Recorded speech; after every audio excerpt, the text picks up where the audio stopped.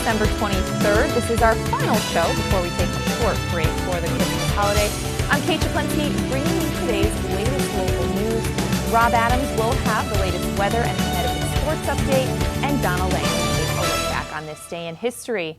Later in the show, we have some special guests, both warm and cold-blooded, from Rainforest reptile shows. We're looking forward to that. But first, on to today's news.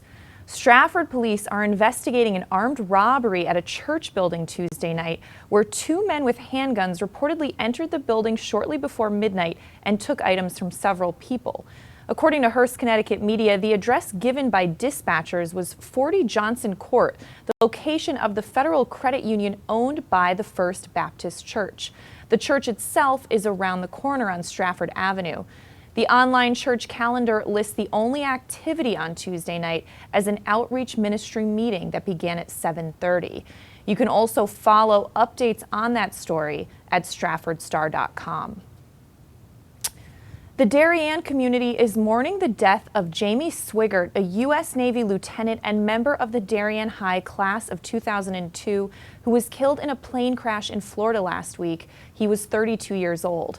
The Madison County Sheriff's Office identified Swigert and the fellow passenger as Maitland Jane Harvey after a plane headed to the Tallahassee International Airport crashed in Madison County. The plane was traveling from Ocala to Tallahassee, according to ABC local affiliate WXTL. Darien State Rep Terry Wood said Swigert was an Annapolis graduate and Navy flight instructor. According to Wood, Swigert was based in Meridian, Mississippi. Jamie's mother, Carolyn, described her son as an accomplished pilot and sailor. In his youth, he started as a Cub Scout, eventually earning the prestigious Eagle Scout rank. He volunteered with Darien EMS Post 53, where he trained to drive the emergency vehicle at Skip Barber Racing School upstate. Jamie was also an accomplished athlete, lettering in pole vaulting and track. He also became a skilled and avid sailor. You can get more information on his life at DarienTimes.com. And in Waterbury, police have arrested a New Haven County woman in connection with the fatal stabbing of her husband. Deputy Chief Fred Spalango said 34-year-old Anita Kiko was charged with first-degree assault before the death of her husband, 43-year-old Valmir Kiko. Additional charges will be brought Wednesday against the Waterbury resident.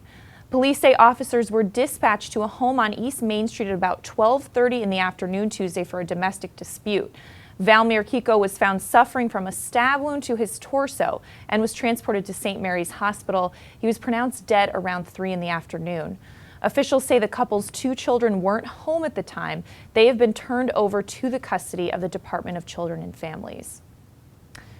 And in New Canaan, an attorney for the daughter of Harry Connick Jr. is speaking out now that charges against Georgia Connick will be dismissed. Michael Jones contacted the New Canaan Advertiser on Tuesday and in an exclusive interview said that the New Canaan Police Department made an error by releasing the media a wrong charge. Georgia Connick, the 19-year-old daughter of musician Harry Connick Jr., was issued a misdemeanor summons after hosting a party last August at her family's West Road home, at which individuals under the age of 21 were caught drinking alcohol, according to police.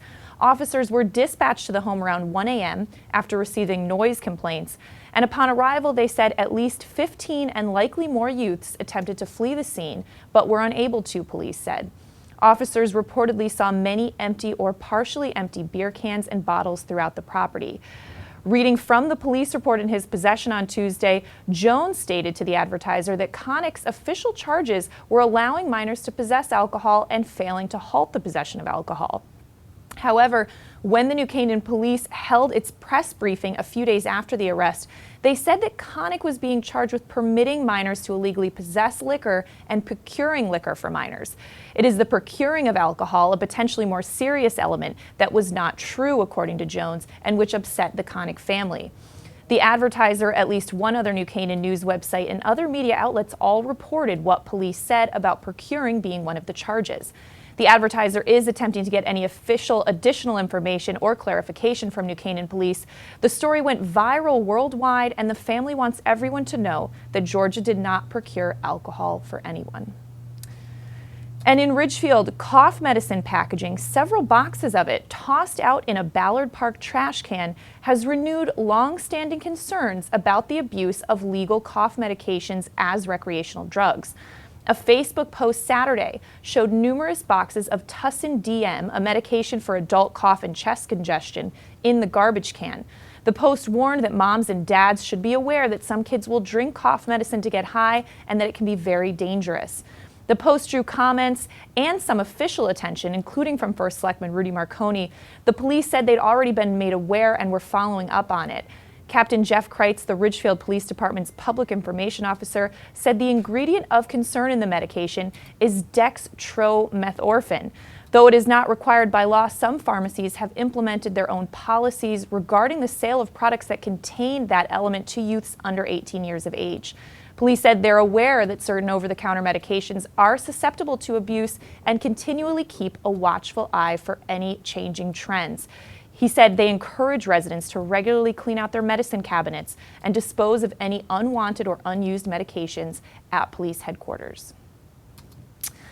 And Darien police responded to an active burglar alarm at Leroy Avenue on the morning of December 15th. Parking just north of the residence, police were able to access the home through an unlocked front door. Inside, the alarm was still running and the officers could hear noise coming from upstairs. After identifying themselves, the officers took out their firearms and made their way toward the stairwell leading to the second floor. Seeing a pair of legs at the top of the stairs, the police ordered the suspect to come downstairs, but the person reportedly retreated further into the second floor. Advising other officers that the suspect was still in the home, the two officers at the scene continued after him. When they confronted the suspect, he gave in and was handcuffed on the floor. A pillowcase filled with numerous valuables was found in the home, and the suspect was said to be wearing a watch and gold chain belonging to the victims at the time of the arrest. The jewelry inside the bag was valued at about $10,000. Police identified the alleged intruder as Theodoro Alicea, 35, of Whitestone, New York. Alicea told police that he was acting alone, but denied filling the pillowcase. According to police, he claimed that he had not had time to take anything prior to the burglar alarm. He was charged with burglary and larceny in the third degree and was released on a $100,000 bond. Gonna throw it over to Rob Adams right now for a look at today's weather. Rob, it's really bizarrely warm. It is bizarrely warm, Kate, and I should warn you, your friend and mine, Sean Adams, is watching at home today, ready to see whatever it is that's coming into the studio in a little while. Excited. So we send a hello to Sean, and good morning, everyone. Rain mainly afternoon today with areas of fog and a high near 57. Wind out of the east from 5 to 7 miles per hour, and it's a solid 100% chance of precipitation. Rain and possibly a thunderstorm tonight, mainly before 3 in the morning, then a slight chance of showers after 3. Some of the storms could produce heavy rainfall with areas of fog and temperatures rising to 63 by tomorrow morning. To Thursday, Christmas Eve, a chance of showers, cloudy, a high near 68.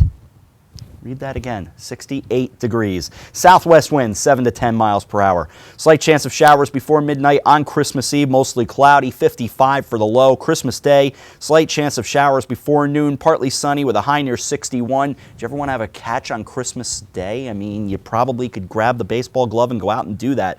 Chance of showers on Christmas night, mostly cloudy, low 43. Saturday, showers, mostly cloudy, high near 50. Sunday, chance of showers, cloudy and 55. Back to work Monday, partly sunny, a high near 43. Around the region right now, Darien at 49, Wilton has 50, Shelton 50 degrees, Kate. All right, thanks, Rob. Well, we're going to take a break. When we come back, Donald Eng's going to take a look back on this day in history. Rob's going to give us the latest sports news, and we have some more headlines coming up on your coffee break after this. Had a sports injury that needs immediate care? Coastal Ortho Express Urgent Care gives you direct access to an orthopedic specialist quickly. Their highly trained orthopedic professionals expertly treat you without an appointment. Skiing, snowboard, or sports accident, sprain or fracture, Coastal Ortho Express can help. Coastal Ortho Express Urgent Care open Monday through Saturday in the iPark building at 761 Main Avenue in Norwalk. Call 203-845-2070 or coastalorthoexpress.com. Find them on Facebook at Coastal Ortho CT. Discover the Wilburton Inn in Manchester, Vermont, a 30-acre historic estate featuring a turn-of-the-century mansion with elegant inn guest rooms and 7 large private vacation homes, perfect for ski vacations and holiday celebrations. Special offer on select rooms and houses. Stay 2 nights, get the 3rd night free through Christmas Day. CNN has called the Wilburton one of the top 8 mansion hotels in America. Call 802-362-2500 or visit wilburtoninn.com for more information. Darien Sport Shop is a unique store because it's a family store. A busy mom can come in with kids in tow and find everything she needs for them, and even find a dress for herself for Saturday night. And if she's in a rush, she can simply go home and order it from us that night. We'll deliver it the next day. The Darien Sport Shop. We're pretty on the outside and amazing on the inside. Conveniently located with free and easy parking at 1127 Post Road, Darien, Connecticut. Or shop us online at dariensport.com. Walter Stewart's Market in New Canaan is your local destination for the best of the holidays. Shop Stewart's for the freshest produce, certified prime rib roasts, magnolia wreaths, fresh baked pies, gingerbread houses, Christmas candies, and the season's best wine and craft brews right next door at Stewart's Spirits. Shop Walter Stewart's, 229 Elm Street in New Canaan, or shop online at stewartsmarket.com. Hi, I'm Rob Adams with my good friend Donald Eng, and we're the home team for Nutmeg Sports, Monday through Wednesday at 2 o'clock right here on the HAN Network. We are the place for all things Connecticut sports, so come hang out with us on Nutmeg Sports. Don?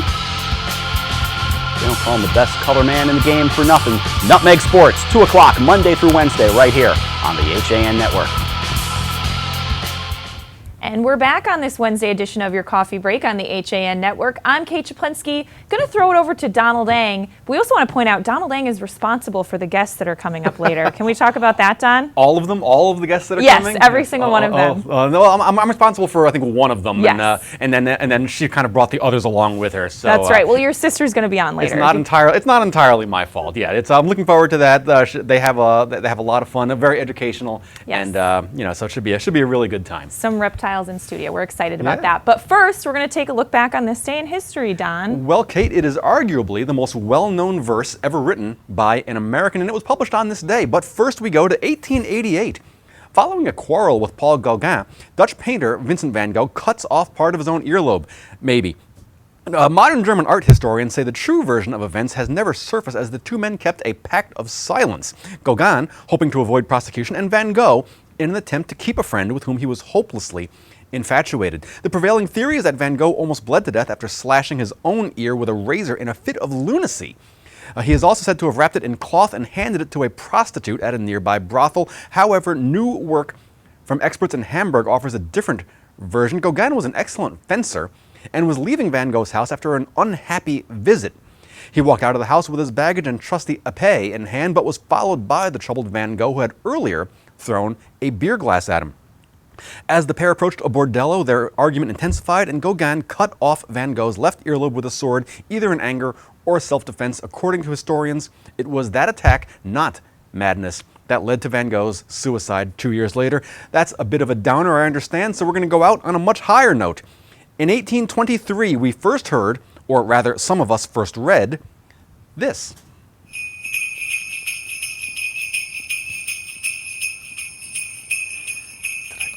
I did tell you to begin with 0, didn't I?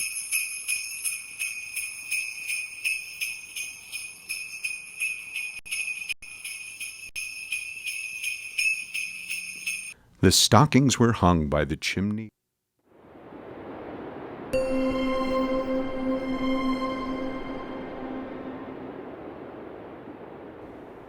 'Twas the night before Christmas, when all through the house not a creature was stirring, not even a mouse. The stockings were hung by the chimney with care, in hopes that St. Nicholas soon would be there. The children were nestled all snug in their beds, while visions of sugar plums danced. And a nice recovery by producer Eric Gendron. I'm pretty good with words, but numbers sometimes are a bit of a challenge. That's a visit from St. Nicholas, better known as The Night Before Christmas, published anonymously on this day in the Troy, New York Sentinel.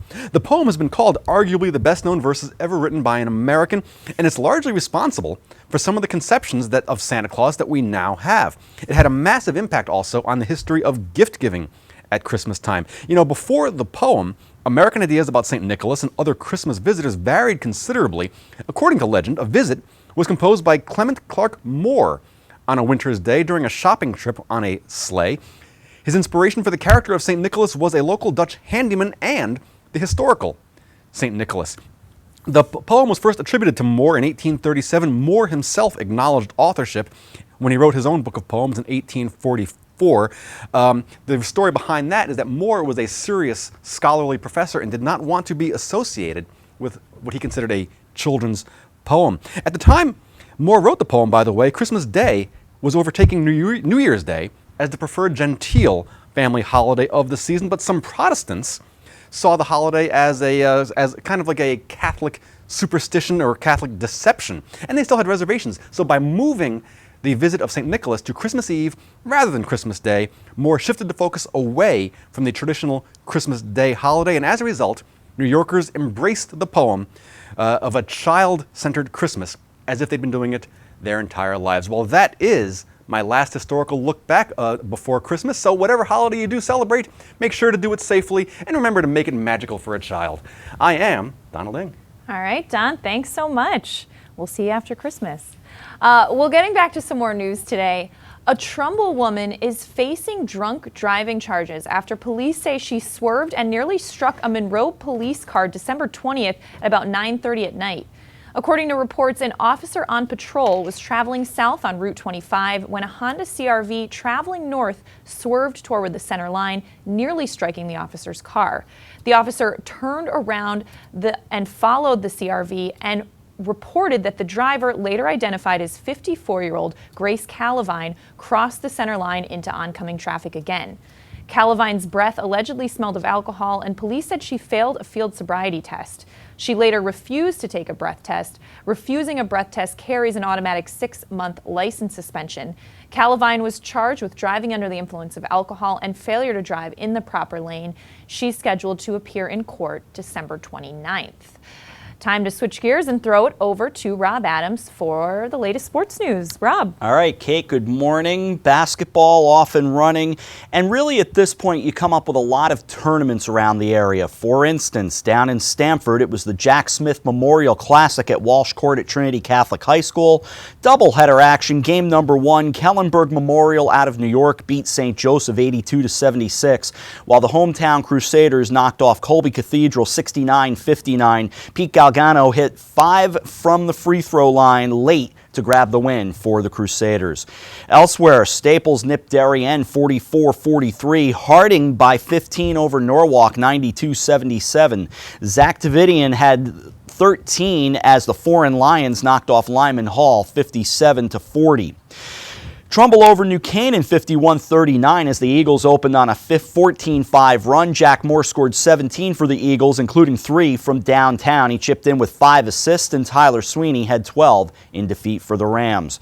Girls basketball, I said it yesterday, I don't love reading these scores, so take that where it's coming from. Ludlow 60, McMahon 15. Alex McKinnon had 19 points to lead the Falcons. Stratford over Platte Tech 57-22 as Genesis Torres scored 17 and the Red Devils improved to 3-0 on the year.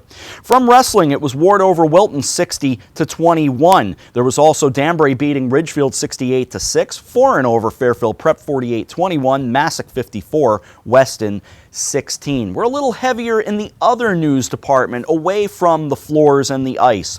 Darien football has been named the winner of the 2015 Walter Camp Joseph W. Kelly Award, presented to the top high school football team in Connecticut. The team will be honored at that organization's National Awards Banquet on January 16th in New Haven. Of course, the Blue Wave went 12-0, winning the state title with a 39-7 victory over Shelton and the FCAC title on Thanksgiving 28-21 against New Canaan.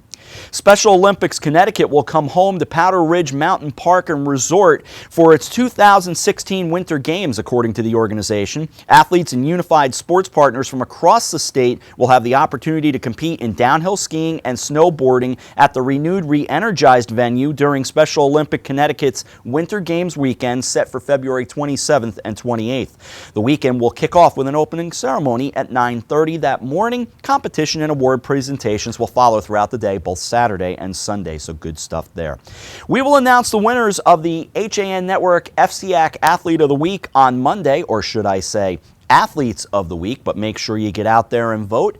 I was keeping an eye on the vote getters, and we got to get the numbers a little higher, so get out there and vote for the Athletes of the Week. As for the Wednesday schedule, boys basketball, we have McMahon at Waterford at 5. In that tournament that I mentioned, St. Joe's will now play Colby Cathedral at 5, and then we'll check back with that. Bassick and Ludlow at 6. Danbury in the tip-off tournament at Danbury. We've got Stratford and West Hill. Stamford at Newtown. Darien at Trumbull. There's the other game I was talking about. Callender Memorial out of New York and Trinity Catholic at 7. That's game 2 of the tournament. We also have Massac at Wilton at the Fieldhouse at 7. Girls basketball. Trumbull is at Darien at 3:30. Ridgefield home for Stamford at 5. Greenwich at New Canaan at 5. West Hill and Central 5:30. Norwalk home for Wilton at 5:30. Danbury at Staples at 7, and Trinity Catholic takes on St. Joseph at 7. A lot of good boys ice hockey matchups. Hamden and New Canaan at the Darien Ice Rink at 2:30. West Haven and Greenwich at the Hamel Rink at 5:30. Darien and Fairfield Prep at the Wonderland of Ice. That's at 6. Wilton and East Haven play at the Lungo Rink at 6. Joel Barlow and Trinity Catholic at Terry Connors at 6:10. It's Watertown Pomperog versus Trumbull at the rinks at Shelton. NFA St. B, Bacon, Stonington, Lima Memorial. Yes, that's really one team. They take on Staples West and Shelton at the Milford Ice Pavilion, and the Fairfield Co-op plays Brantford. Finally, girls ice hockey, Darien and Wilton at the Sono Ice House, and last but not least, wrestling. Stamford at Staples, Trumbull home for Greenwich, Foreign at Ludlow, and boys swimming and diving, Trumbull at Greenwich, Darien at Ridgefield, Ludlow Ward at Staples, Danbury at McMahon, Norwalk. I know snakes are on the way in, and I'm getting nervous. With sports, I'm Rob Adams. Back to Kate. All right, thanks so much, Rob. I know you're going to get out of here soon, but we'll get back to some more news first. Generous Trumbull residents helped raise almost $14,000 in 5 days to help the town's police department send its canine officers to school in New Milford to be cross-trained in narcotics detection. Superior Canine Services hosted police officers Greg Lee and R.J. Carlson, who are the handlers for the department's canine officers Storm and Cyrus. The town's recent rise in heroin and opioid abuse spurred the fast-paced collection in November, and the training will go a long way to combating the drug addiction crisis that the community has witnessed over the last half-decade. With the people helping the police get the needed training, the police officers can return the favor by helping eliminate substances in town, they say. In addition to the training, the Trumbull Police Department's canine team handlers and their respective dogs are eligible to participate in this season's $500 canine equipment grant that will help with the detection of advanced tactical operations. And the New Canaan Police Department, in collaboration with Grace Farms Foundation, will offer a free 5-week course to inform women and girls on how to protect themselves and reduce their chances of becoming victims of assault or domestic violence. The class will address the prevalence of sexual assault on college campuses and the impact that drugs and alcohol can have on student behavior. Instruction will include prevention strategies and self-defense demonstrations. Taught by certified instructors, the course is offered at 2 separate times and will meet twice a week for 5 weeks. Each class lasts just a half hour, and they go from 6 to 7:30 p.m. or 7:45 to 9:15 at Grace Farms on Luke's Wood Road. Admission is free, but registration is required. Dates are set in January and February. You can get more information at ncadvertiser.com. Women and girls, high school age and older, are invited to register at gracefarms.org. And a special wish came true for a Wilton resident on December 19th. Ella Wright, who suffers from a rare genetic disorder known as Dravet syndrome that causes life-threatening seizures, was granted a wish by Make-A-Wish Foundation of Connecticut. Ella's wish was for a playroom. Well, not exactly. What she initially wished for was more time to play with her friends. Ella's seizures, which return about once every 4 months, often prohibit her from joining her friends for playtime. So to fulfill her wish to play with friends, volunteers brought playtime to Ella by renovating the Wrights family garage. They installed an indoor slide, muraled it with landscapes, and outfitted it with toys, costumes, and beanbags. On Saturday, December 19th was the unveiling. Friends of Ella's, members of the community, town officials, even the Wilton Warrior, as you can see in that photo, all waited with bated breath for Ella to emerge from behind the painted door. After a few moments, Ella with her sister Clara made their entry, ushered in by her volunteer wish granter, Deborah List. First Selectman Lynn Vanderslice was also in attendance to show her support. Vanderslice read an official proclamation making December 19th, 2015, Ella Wright Day. Great story there. But we are going to take a break. When we come back, we have some special guests, as we mentioned, warm and cold-blooded. We're going to be having some visitors, some reptile visitors coming up on your coffee break after this. It's time to come back to hometown banking, where people are taken into account, not just balances. Where community comes first. A place where there's more than one kind of interest. Where automation will never replace consideration. Where they not only know your name, they know your dog's name too. It's time to expect more. It's time to bank well. Bank smart. Bank local. Bank well. In Pound Ridge since 1993, the Wine Connection is one of America's best wine shops. Visit our beautiful store for the greatest in wine and knowledgeable service. With wonderful values from around the world to collectibles for your cellar, we are your one-stop source. Visit our online shop at wineconn.com and make sure to sign up for email updates. With great offers, new arrivals, and special events, don't miss all the action at the Wine Connection, including tastings every weekend. The Wine Connection, located at 32 Westchester Avenue, Pound Ridge, New York.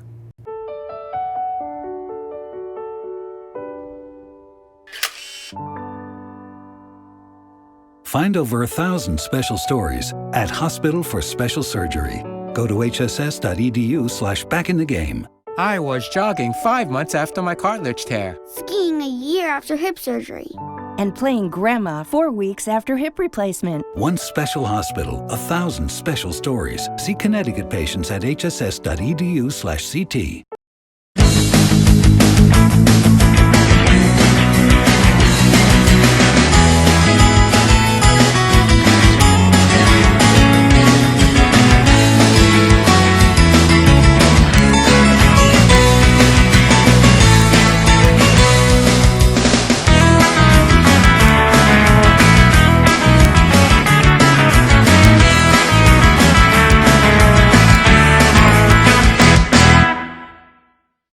I'm John Kovach.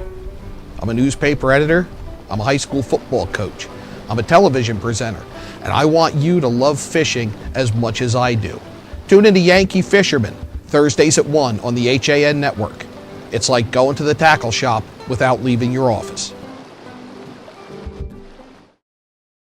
Healthy, confident smiles begin at Stratford Orthodontics.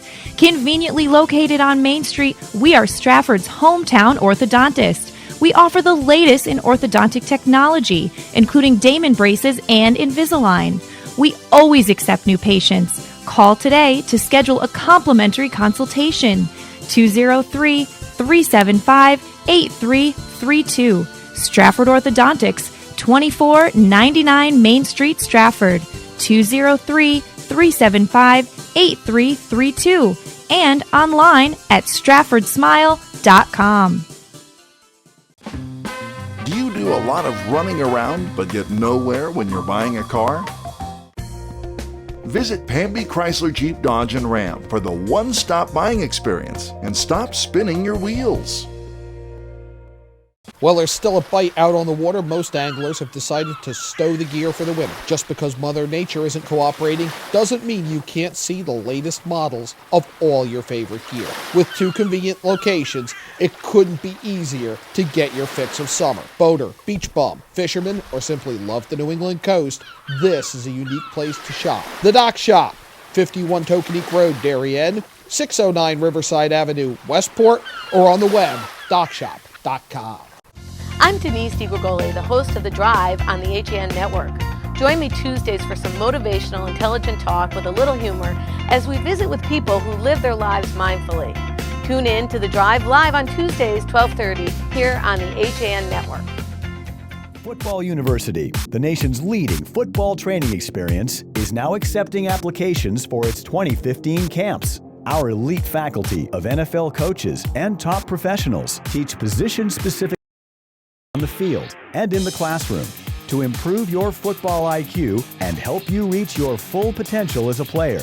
Apply today at footballuniversity.org. Football University, where technique plus talent beats talent alone.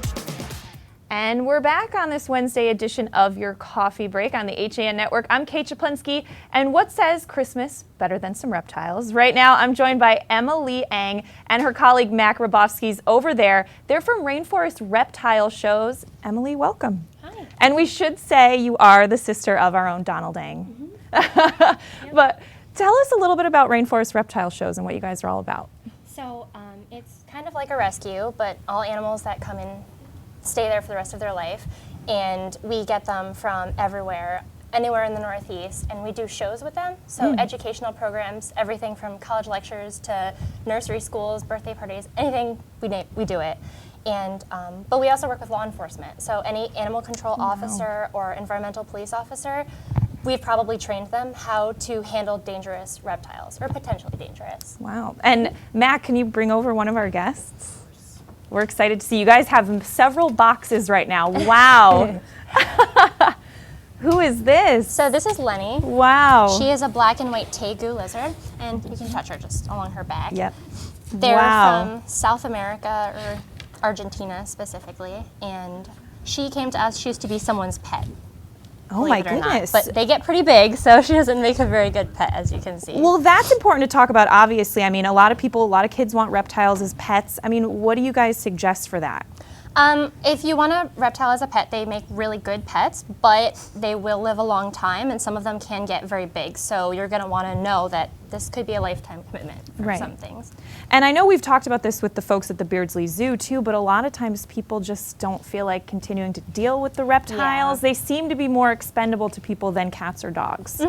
Well, that's what some people think, but she has a really good personality. As you can see, she's really calm, and she's just kind of, she might fall asleep if you keep petting her like that. And beautiful. But some of them can be really rowdy, and some of them can even be a little bit mean. So you really have to know what you're getting into. I mean, she can live around 40 years. 40 years. That's something that you would have to consider. But like I said, some of them can be really good pets because, as you can see, she's kind of like a lap dog. Well, that's kind of great, though, the 40 years, because a lot of times what's heartbreaking about a cat or a dog is that they don't live as long as you. So if you're willing to make the commitment, I mean, you have kind of a lifelong friend or closer to it. Yeah. All right, well, should we take her out and bring in somebody else? Yeah. Oh, my gosh. So big. How heavy? She's not too heavy, maybe like 10 pounds. Wow. There you go.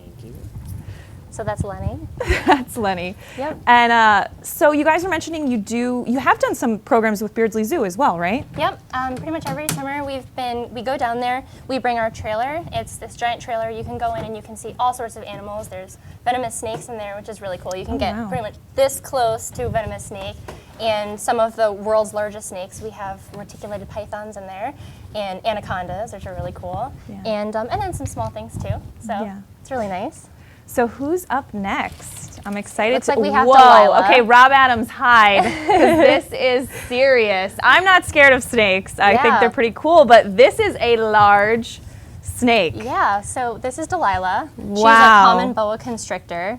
And they also come from the rainforest in South America. Oh my gosh. Oh, and we have a snake sliding down our set. Yep. That is incredible. So where did she come, how did you guys procure her? Believe it or not, she was someone's pet also. And you can get this kind of animal at Petco. Really? And, yep, they're probably for a couple $100s. They're maybe this big and they're adorable, so everyone wants to get one, but then again, this animal can also live around 40 years old. Wow. And they can get up to 12 feet long. 12 feet long. So, yeah, if you think she's a big snake, she could get quite bigger. So really the key is people should research the reptile that they're going to purchase. Definitely. Yeah. I can't believe this was someone's Yeah, we have maybe 500 animals at our facility, and almost all of them used to be pets. That is incredible. Now, do they give them to you, or do you guys, does this happen when, you know, you're rescuing them, as you mentioned? I mean, what are some of the scenarios which you've found some of these the animals scenarios, if an officer finds out that someone has an animal illegally, so the next animal we bring out, you should definitely not have in your house.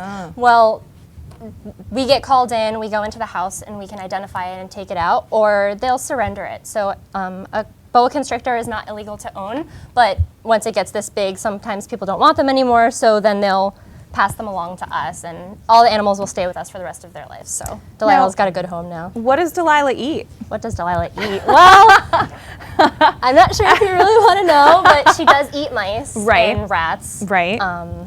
Anyone a little bit bigger than this, they'll have maybe small mammals. That is incredible. She feels great. Yeah, she's just being really curious right now. She is. Oh my goodness. So you mentioned our next pet is going to be one that nobody should have. I mean, how often does that happen? How do people get these illegal animals? Well, some places it is legal to own them, and you'll find a breeder, and a breeder will give them away, and they're about this big, and they're adorable, and they purchase them. But for the first 6 or 7 years of this animal's life, he'll grow about a foot a year. So in about 3 or 4 years, the people don't want the animal anymore. So we have quite a few of these animals at our shop. Now, I think what could be really sad, and as I mentioned, we've talked to Beardsley Zoo about this, is sometimes these animals are somebody may put it in a local pond or a lake, and they're not going to survive that. No, that happens a lot. So we're based out of Boston, and there's the Charles River there. A lot of people will release this kind of animal into the Charles River. So here he comes. This is Loki. Oh my gosh, Loki. I love the names. Who names them? Sometimes they come with names. Yeah. So this is Loki. He's an American alligator. And he's probably about 3 or 4 years old. So you can see he's quite a big animal for being so young. They'll live between 60 and 90 years. So you can imagine he can get pretty big, around on average 12 feet long. That is incredible. He's gonna keep walking, but he just wants to go. Yep. Now, what does he eat? What does he eat? Well, we try to give them a really varied diet. So we'll give them chicken, we'll give them fish. I think a little while ago they were getting venison. So something, try to give it pretty good balance. So if you're a hunter, yeah. So these are you're not allowed to have. No, you cannot have this kind of animal. I mean, at this size alone, his bite pressure is around 300 pounds per square inch. Wow. So, yeah, and that's just at this size. Wow, that is incredible. Now, Emily, I have to ask, how did you get involved in this line of work? Well, I've always loved animals. Our dad was really into animals, so growing up I knew that that's what I wanted to be involved in. And when I graduated, I was working in the field but doing research with animals, and what I really wanted to do was just be taking care of them. So I was a zookeeper for a few years, and then I decided to get into reptiles. Yeah. Does it take a special kind of personality trait to love reptiles so much? A lot of people have a hard time feeling warm and snuggly about them. I think it takes a really compassionate person to like animals in general, and then especially to like reptiles, because you can sit and snuggle with your cat and your cat will love you back, but he doesn't really care very much about me. This guy definitely not. He just knows that I bring him food and occasionally take him out to meet people. Right, but he deserves a good life too. He does, definitely. Yeah. I mean, they are incredibly smart, believe it or not. Even though his brain is maybe like this big, yeah, he is very smart. They are really incredible, and this animal has been around since before the dinosaurs, so they deserve a lot of respect. Yeah. All right, so who's going to be, I think we have a final guest coming on. Definitely. That's awesome. So what's the biggest hit with some of the events that you guys do? What's usually the big animal that people love to see? We do a lot of expos and big shows like college lectures, and the biggest ones that we'll bring a bigger boa, believe it or not. Wow. She's around 10 or 12 feet long, so she's pretty big.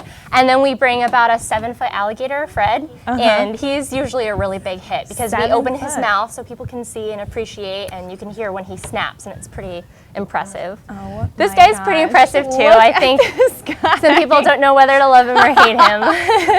So this is Toady, and he is creative name. Yeah. And he is a marine toad or a cane toad. Oh my gosh. And you can find them in South America also. Oh, he feels really cool. Yeah, he's pretty cool. Wow. Now, is this guy a pet? Does he make a good pet? Actually, yeah, you can have them as pets. I'm not sure about in Connecticut, but they can be good pets, but again, he will live for a decently long time, and you think he's big, he can get a little bit bigger. So that is something that you would want to consider. And amphibians, they're pretty sensitive because they're breathing through their skin, so they're a lot more susceptible to anything that could come in contact with them. So that's something you would want to think about also. That's great. And now, what advice do you have for people? We talked about it a little bit, but anyone buying reptiles this Christmas and giving them as gifts? Anyone buying reptiles and giving them as gifts, I would make sure that whoever you're getting it for definitely wants the animal, and then make sure that the person is willing to make the commitment from birth until they eventually pass away from old age. So you're going to want to know what their diet requirements are, how long they're going to live, again, I can't stress that enough, and what their temperaments are. If you're willing to handle it a lot, then it can be a very calm animal. All the animals that we brought out are really calm because we handle them a lot, but if you do not handle an animal and he's not used to you, he will be everywhere and he might not be very nice. So. Wow. And so how can we get more information on Rainforest reptile shows? Well, definitely on our Facebook, we update that the most, and we also update our Instagram. So if you're just looking for pictures of animals, then definitely go on our Instagram. But our Facebook, we update that pretty much every day. So that's great. And you mentioned you do all kinds of programs. Are you available for like private events and things like that? Absolutely. Great. We do birthday parties, we do corporate events. Perfect. Anywhere that you can imagine, we'll probably go. Well, this is our corporate event. We're pretty excited about it. Well, Emily, thank you so much. And Mac, thank you guys so much for bringing all these guys along. We have a big audience here now in studio who are just checking them out because these are amazing animals. So thank you for the work you do. Oh, thank you. All right, well, that's going to do it for this edition of your Coffee Break. For the whole Coffee Break crew, we wish you a great holiday. We'll be back Monday at 11. What's still coming up today? Yankee Fisherman and Nutmeg Sports. So keep watching for that. Have a great holiday, everyone.